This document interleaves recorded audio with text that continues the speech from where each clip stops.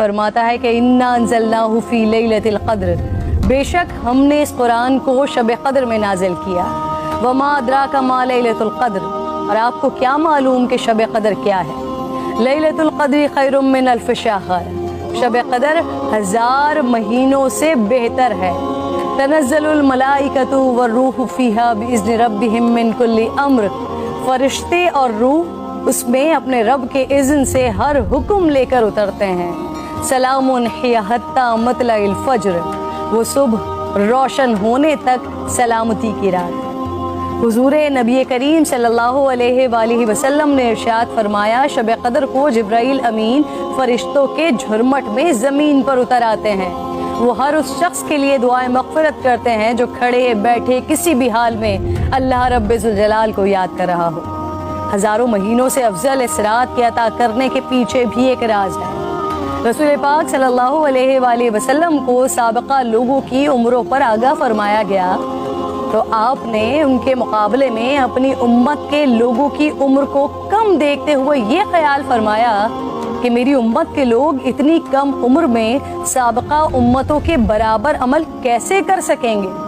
بس آپ صلی اللہ علیہ وآلہ وسلم کو لیلۃ القدر عطا فرما دی، جو 1000 مہینوں سے افضل رات ہے۔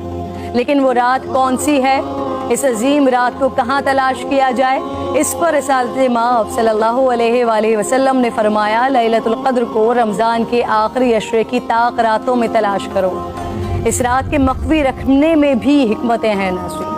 اگر لیلۃ القدر کو مخفی نہ رکھا جاتا تو لوگ بس اسی رات کی عبادت پر اکتفا کر لیتے، اور اگر کسی انسان کی وہ رات عبادت سے رہ جاتی تو شاید اس صدمے کا ازالہ ممکن نہ ہوتا۔